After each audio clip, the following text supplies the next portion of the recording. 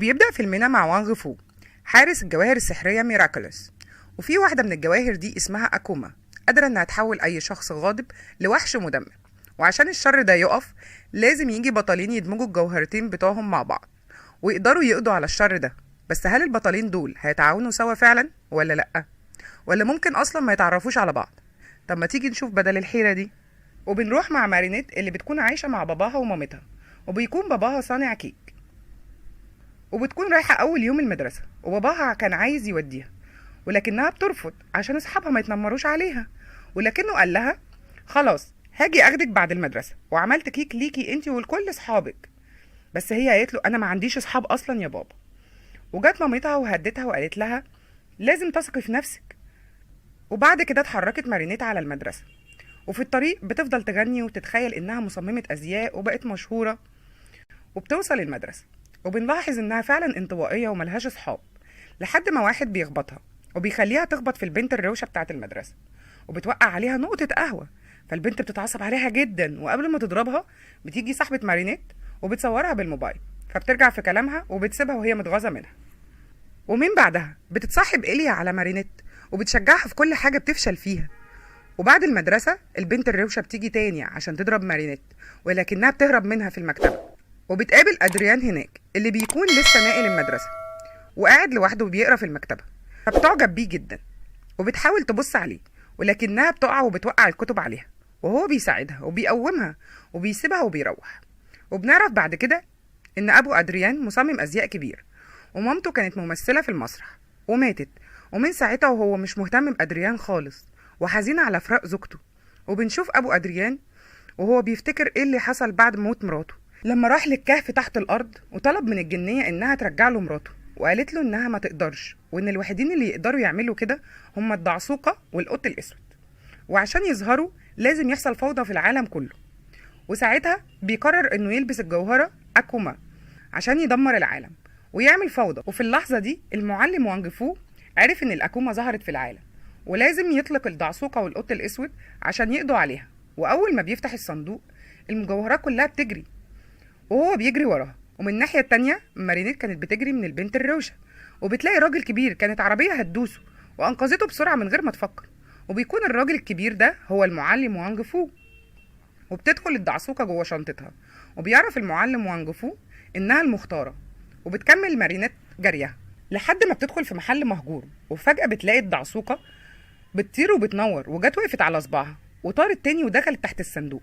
ولما بتوقع عشان تشوفها بتلاقي حلقة دعسوقة، وأول ما بتلبسه بتظهر لها الجنية صغيرة وبتقول لها إن اسمها تيكي، وإنها اختارتها عشان تنقذ العالم وتبقى هي الدعسوقة الجديدة.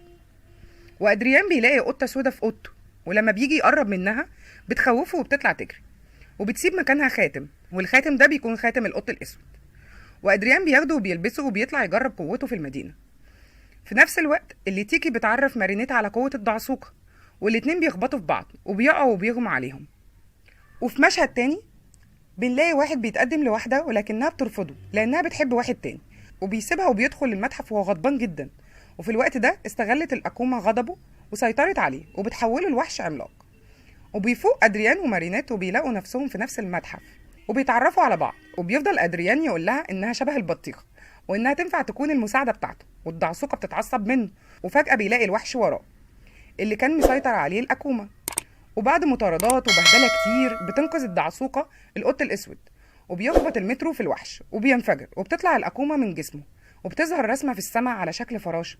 وبيقفوا مع بعض وبيسألوا ايه ده، ايه اللي ظاهر في السماء ده. وبيظهر المعلم وانج فو وبيقول لهم انهم لازم يهزموا شرير اسمه هوك موس، وعشان يهزموه لازم يتحدوا مع بعض. وبيسيبهم وبيختفي. وبتكون الدعسوقة لسه متغاظة من القط الأسود ومش طايقاه، فبتسيبه وبتروح. لكن القط الأسود شكله كده وقع في حبها. وبتروح مارينيت وبتكون في اوضتها وبتكون مصدومه ومش عارفه ايه اللي حصل، وبتتكلم مع تيكي وبتقول لها انها مش طايقه القط الاسود ومش عايزه تبقى البطله الخارقه، وبتاخد الحلق وترميه. وبيرجع لها تاني وبتفضل ترميه لحد ما تيكي بتسيبها وبتمشي. اما بقى ابو ادريان فراح اتحول بقى هو الهوك موس لما لبس الاكوما، وبيروح سجن وبيسيطر على كل المساجين اللي هناك عشان يعمل فوضى كبيره جدا في العالم، عشان تظهر الدعسوقه والقط الاسود عشان يقدر يسيطر عليهم ويرجع مراته. شغل جنان يعني، احنا ملناش دعوه بيه. تاني يوم المجرمين بيروحوا يسرقوا البنك وبيبقوا خارقين هم كمان بسبب الأكوما، وبعد ما بيخلصوا على البنك بيروح على افتتاح الملاهي اللي بالصدفة مارينيت وإيليا بيكونوا رايحين نفس الافتتاح، وأدريان ونينو صاحبه برضه بيكونوا رايحين نفس الافتتاح. والمجرمين بيبدأوا يعملوا فوضى ويكسروا الألعاب ويخربوا الملاهي، وساعتها مارينيت بتطلب من تيكي إنها ترجع لها عشان تنقذ الناس وتنقذ إيليا صاحبتها. وفعلا تيكي بترجع لها، ومارينيت بتتحول للدعسوقة من تاني وبتبدأ تحارب المجرمين. وبعد شوية ضرب كتير وأكشن كان المجرمين هيتغلبوا على الدعسوقة لحد ما بيجي القط الأسود في آخر لحظة وبينقذها وبيقدروا يهزموهم، وبتطلع منهم الأكومة وبيسلموهم للشرطة، والناس كلها بتتجمع حواليهم وبيصوروهم وبيكونوا أبطال مشهورين وبيكونوا هم منقذين البلد، وبيبدأوا يتعاونوا مع بعض، وكل ما يظهر شر في أي مكان يقدروا يسيطروا عليه، وبينجحوا هما الاتنين مع بعض وبتتطور علاقتهم سوا. وبيجي القط الأسود وبيصارح الدعسوقة بحبه، ولكنها بترفض لأنها بتحب أدريان اللي ما تعرفش إن هو نفسه هو القط الأسود. وتاني يوم بتعرض مارينيت على أدريان إنه يروح معاها حفلة، ولكنه برضه بيرفض لأنه بيحب الدعسوقة. بصوا بقى، محدش فاهم حاجة. يعني مارينيت بتحب أدريان وأدريان ما بيحبهاش عشان بيحب الدعسوقة، والدعسوقة بترفض القط الأسود عشان بتحب أدريان. ما علينا، نكمل. ومن ناحية تانية بتزيد شهرتهم وبيتغاظ هوكموس منهم جدا، وبيكون عايز يسيطر عليهم بأي طريقة. كل ما يسيطر على شخص وبيخلي الأكومة تحوله لوحش أو بيتحوله لشرير بيقدروا يخلصوا عليه. فقرر إن هو يخلي الأكومة تسيطر عليه هو شخصيا، وبيروح بقى على المدينة ويقلب الدنيا انفجارات وبرق ورعد وسحابة سودا وحاجة كده يعني صعبة جدا. وأول ما الدعسوقة بتشوف الوضع بالشكل ده بتحس إن الموضوع أكبر منها حبة، فبتتصل بالقط الأسود، لكنه بيكون زعلان منها ورافض إن هو يرد عليها وما بيبقاش عايز يروح لها اصلا. لكن الجني بتاع الخاتم بيجي ويقول له قوم شوف اللي بيحصل، مش وقت حب والحركات دي، قوم انقذ الموقف. اول ما بيبص ادريان من الشباك وبيشوف المنظر ده بيجري يتحول للقط الاسود وبيجري عشان يلحق الدعسوقة.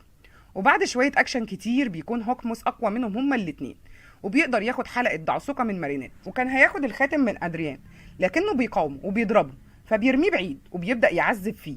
مارينيت بيصعب عليها وبتقوم تاخد الضربه مكانه عشان تنقذه. وفي اخر لحظه بيمسك هوكموس النمر الاسود عشان يموته، لكن بيلاقي نص القناع اتشال من على وشه وبيعرف انه ابنه ادريان.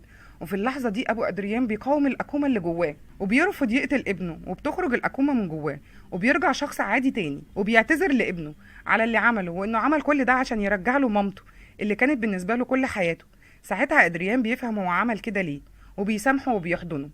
والدعسوقة بترجع لها قوتها تاني وبتسيطر على الأكومة وبتاخدها تديها للمعلم وانج فو. ومارينيت بتقابل أدريان وبتعرف إن هو القط الأسود، وهو كمان بيعرف إنها الدعسوقة، وبيعترفوا لبعض بحبهم.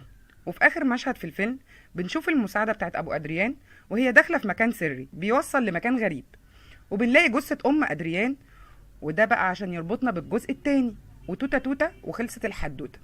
والحكمة اللي ناخدها من الفيلم ده إننا لما نفارق حد عزيز علينا بلاش ننسى اللي حوالينا، وشغل الابطال اللي لابسين ماسكات ده وما بيخلوناش نعرف هم مين بلاش عشان ما نقعدش طول الفيلم متلخبطين. دمتم طيبين يا احلى الحلوين.